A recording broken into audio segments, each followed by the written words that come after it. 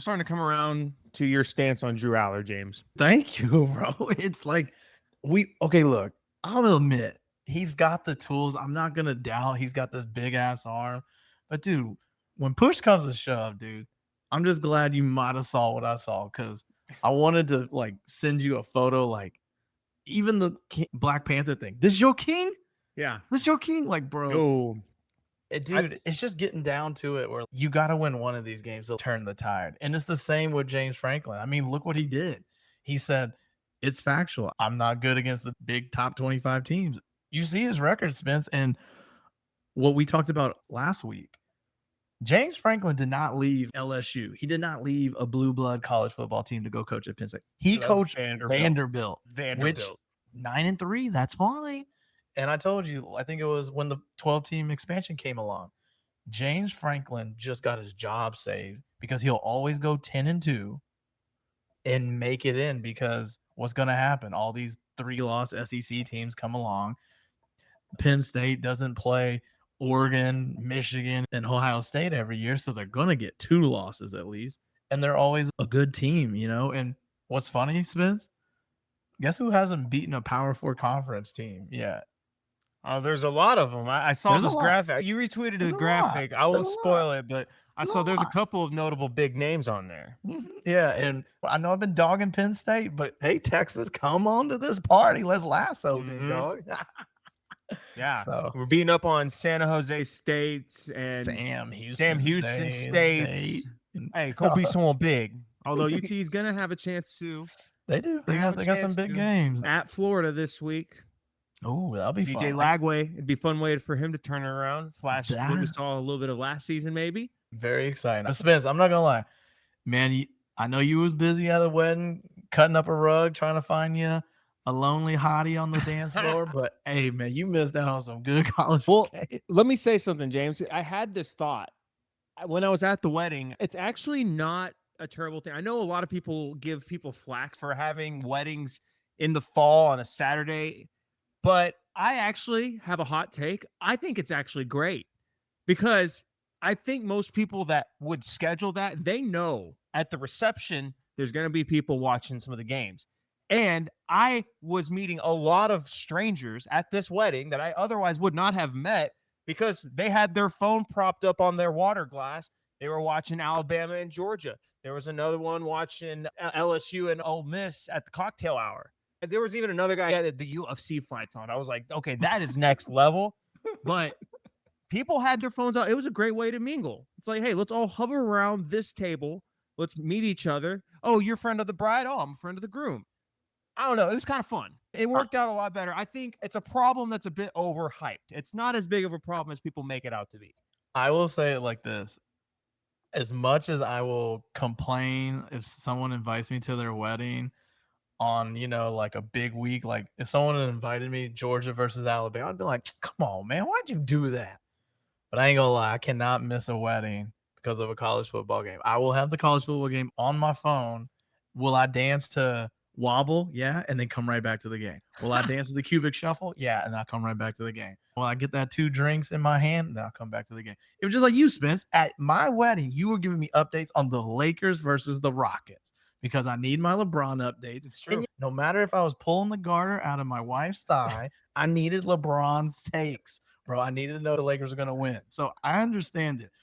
But to the defense of everyone that hates it, I would prefer folks to be like dancing instead of everyone mingling at the table. True. And other than that, hey, you're right, man. You get to meet a lot of people because you don't know who they root for. Heck, you only know like 3 people. I don't know how many people you knew at this wedding.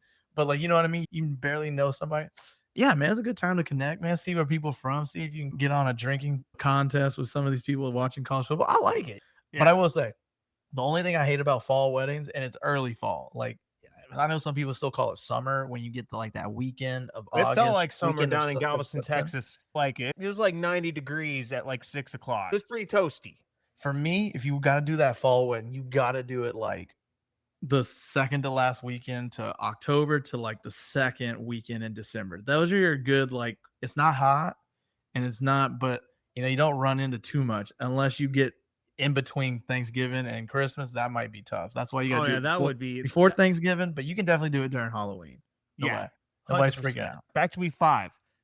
We opened talking about the state of Drew Aller, but I gotta say, Oregon, they heard you talking about where they should be ranked in the AP poll, James. Hey man, I listed them best Big Ten team, and guess what? Now they number 2. That's right. They heard it and they said, we're gonna prove this man right. Yeah, we're they gonna are take true. down Penn State, and in Penn State on the whiteout night, big win. Dan Lanning.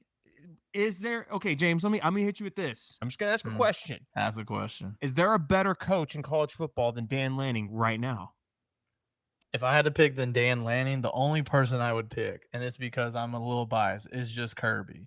If he's not playing Alabama, I'm picking Kirby every day of the week. But versus Alabama, I might pick Dan Lanning. But I would have to give Dan Lanning number 2. And I know folks are going to be upset with me because, oh, didn't Ryan Day just win, his first national title? Yeah, he still ain't beat Michigan, bro. Still ain't beat Michigan. Does not matter. Michigan. Still has not beat Michigan. Does not matter. Still not matter. But I would give Dan Lanning, I'll give it a 1B. I'll give it 1B. I'll go Kirby and I'll go Dan.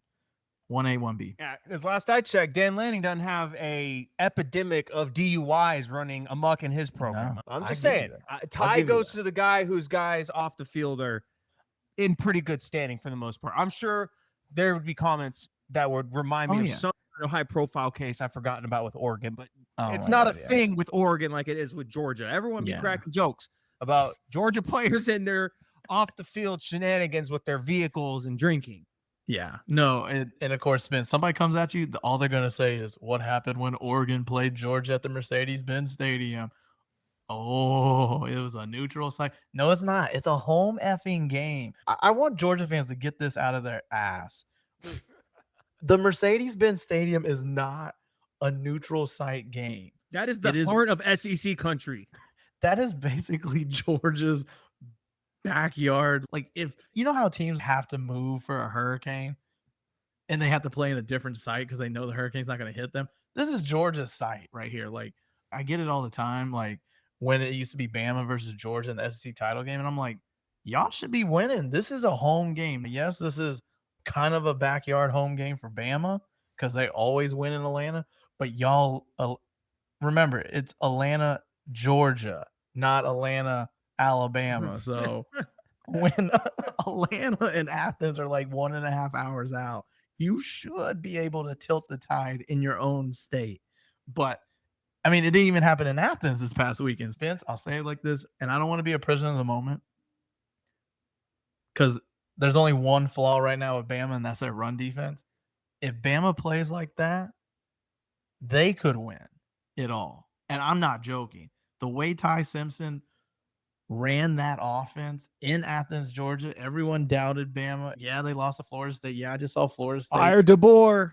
It wasn't that long ago. We were running Kalen DeBoer out of town. Yeah, we were running the memes of the dude flicking the camera off. We were like, hey, it sucks to be a Bama fan. You ain't got no plan. Man, heck, we even got the video of that lady saying, if I won the Powerball, I'm spending my first $70 million to buy out DeBoer. That's right. Well, I ain't gonna lie. I need more of this because, man, the way that offense went was spectacular. I mean, the only flaw I had with their offense was Ryan Williams' first drop in the first quarter, which should have been a TD. And then the run game didn't really produce much. But at the end of the day, man, the offensive line, hey, I was skeptical about. I know I've been really worried about Caden Proctor because how he got tossed around at Florida State had me remind me of Evan Neal, who everyone thought was going to be a good left tackle for the Giants and just has not panned out. Probably a bust in that. But hey, man, did you see Big Boy catch that ball? Hey, he might be a receiver, Hey, I might have to line him up for receiver, big dog. And that is just trolling. Running that play is pure trolling. Heck yeah. You can't tell me there's not a better playmaker to give the ball to than your offensive lineman. Heck yeah, dude. That was a troll, but I'm here for it. I like that. If it hadn't worked, though, I don't know. I know. It's one of those double-edged swords. Like, if it doesn't work, we crucify him. But if it works, you're a genius. It worked. It worked. Hey, we love that. Big man with the football always is fun. Yeah, definitely. Spence, hey, I talk about Ty Simpson just a little bit. Ty Simpson now is second in the Heisman running. Yeah, that John Oh, Mateer hand man. injury really threw a wrench into the Heisman because he was about to run away with it. He was Yeah, looking like it. I'll go through some of these. I was impressed with Ohio State winning at Washington. Really? Definitely. You didn't think they needed to do it with more style points? I'll say it like this: their defense is top notch. I don't think their offense will win them a title. Their defense has to take the whole thing because I'm looking at the offense. You saw how they played against Texas. You saw how they played against Washington. They're two tough opponents. They average what? I think they scored 24 and then They won 14-7 against Texas. Yeah. So they're only averaging like 20 points a game against big team opponents. So Julian's saying, former Alabama recruit, like he needs to get in action. I mean, everyone says you got the best player in the world in Jeremiah Smith, which that's true. But I'll say it like this: Ohio State was impressive because he did it on the road. If it was at home, I'd be like, I got some questions. Of course, Oregon, impressive. Miami didn't do nothing. Old Miss, very impressive. Beat LSU. I'm glad I was on the right side of the LSU train because usually Lane Kiffin is not that guy either. He's almost like James Franklin when it comes to this in the SEC. But I was impressed with Ole Miss. I do think Oklahoma is way too high at number 5. Like, I just don't know how you lose your quarterback to, a hand surgery and then you're ranked number 5 in the AP poll. I'm a little skeptical of that. A&M, impressive win, beating Auburn. I love anyone who beats Auburn is good in my books. So, Yeah. but going through it, Indiana, I think Indiana needs to be investigated. I swear there is. I don't know if you saw the video, Spence. Mm-mm. So the way they ended the game, mind you, it was kind of similar to the Eagles-Bucks game. The game's over. They got to punt it, and they run backwards to get a safety. At the time, the betting line for Indiana in the second half was -6 because they were tied at halftime. The betting line was -6 for the second half. They're up by 7. He runs backwards for a safety. They only win by 5, so Iowa covers the spread. There's a lot of betting lines. A lot of people pissed off, but hey, they got the dub. They beat Iowa. That was impressive. I'll give them that. Texas, I ain't worried about that. Bama, even though with the impressive win over Georgia, I do think they're just a tad too high at 10, just because I got to give credit to Texas Tech. I would have had Bama definitely over, obviously, Georgia, LSU, and Tennessee. Vanderbilt, I think, needs to be a little bit higher. I know they haven't played nobody in the last 2 weeks, but now they get to play Bama. But other than that, Spence, Illinois was really impressive to me because of one Big thing, bounce back for them. and 2, Lincoln Riley, you shut your damn mouth. We were just starting to believe in him a little bit. You shut your damn mouth, Lincoln Riley. You're right. We were just starting to believe in him. We're about to buy in and drink the Kool-Aid. And then your ass goes up there and is like, man, why do we got to play a noon game? That's like 9 a.m. for my guys. We can't do a turnaround. You did not play college football 2 days before. You didn't play college football on Sunday and then made a quick turnaround for Thursday night. You know what I mean? They literally did a whole week difference. Like, you could have prepped for this game. This is what you get when you move to the Big Ten for money reasons. Yep. That's it. Like, imagine if you'd have been an SEC team. You are doing that turnaround. You're doing the time shift. That's why you should have stayed. I mean, well, Pac-12, that's a different story. At least you would have, at least worst case scenario, be the Big 12. Go to the Big 12. Don't cry about the Big 10.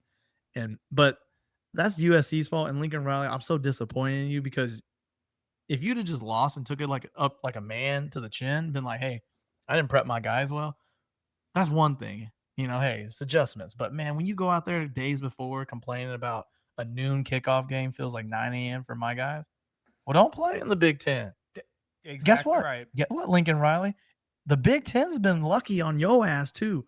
Just wait till you have to play Ohio State second week in November in like 3 years. That's what I'm waiting for.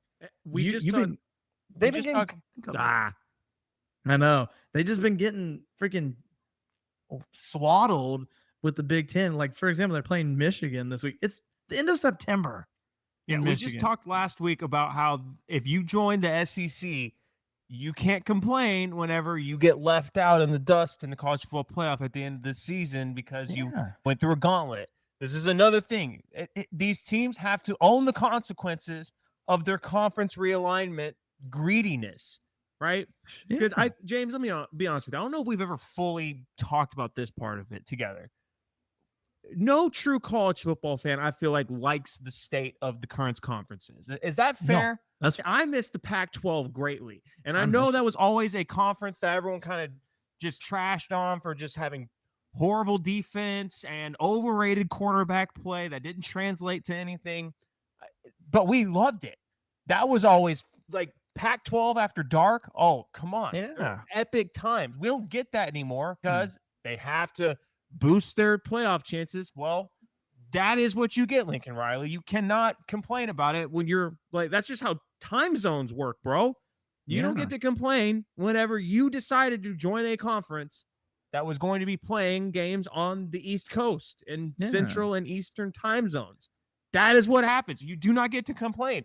No one's going to have to cater to you for this. Yeah, I mean, look at Boise State. I didn't hear them complain when they had to fly all the way to Tampa to play South Florida. They just got their butts whipped and, they took it to the mouth. So I'm with you, Spence, on this. All college football fans do not like the state of college football. It's just right now, we know it's a bad model, but we're just sucking it in because it's like kind of like the NFL type of thing. It's like we only get 4 months of it and we just got to deal. It's like, I don't want to elaborate too much because, we got to talk about other things, but it's almost like that ex girlfriend you like, damn, bro, I am so sick of her crap. But damn, bro, she's fine. In the summer dress, she's fine. This is what college football is for us. We know she is toxic. We know the NIL, the transfer portal, the conference realignment. It all sucks. 12-team playoff all sucks. But man, we kill for that Saturday night football, Georgia, Alabama. We kill for that tailgating experience. We kill for the AP poll and the playoff selection shows and all that stuff. We kill for college game day. We don't kill for Dave Portnoy. Let's just be honest. We don't kill for that, but we kill for everything else. And so that's why we deal with it. And guess what, Spence? Until they find a way to fix just a smidge of some of the models, then we'll be fine. But until then, hey, we get sucked right back. It's not you, it's me. Okay, come back, come back. And then guess what? We enjoy it. And then once January hits, then we're like, all right, let's go to NFL. But yes, Spence, man, I can't wait for the upcoming week. We got Bama and Vanderbilt. I know we'll talk about that later in the week, but yeah, man, exciting week, man. I can't wait, man. You're geared up, man. We're almost halfway done. Well, the big game, this week's slate of games for week 6, not really the best slate of games. You mentioned Vanderbilt, Alabama. The other big one, obviously, Miami going to Florida State. Mm-hmm. That's going to be a fun one in the ACC. But the one I've had circled on my calendar for a while is this week. And it is Houston hosting Texas Tech. Houston by the skin of their teeth. And a game I don't think we talked about on the actual. Well, we talked about it offline. I don't know if we talked about it on our show last week, but U of H on the road on a Friday night in Oregon. We both talked about it. You said definitely don't like it. I was like, I already hate it, but they pulled it out by the skin of their teeth in overtime. Wow. Yeah, no, I'm telling you. I mean, Malik Murphy, former Texas and Duke quarterback. Like I said, if it was Saturday, like Saturday midday, I would have bet U of H by a mile. But you said Friday night, and I was like, oh hell no, man. I don't know what it is about Friday night dogs. They just do it. It's a good trend. And man, you pulled out a tough one. I mean, what's crazy? When we first talked about the spread was at 10.5, then it went up to 13 when I got it. And I was like, dude, I can't say no to Oregon State at plus 13. Like, and it was a tough one. But yeah, hey, big, of course, big Big 12 game this week, man. Maybe Houston Harry rocking the powder blues. We'll see what happens. I know Tech, impressive win at Utah. Let's see what they do in state versus Houston. But yeah, Spence, hey man, let's lock and load, man. Let's get ready, man. And hey, we'll be ready for next week.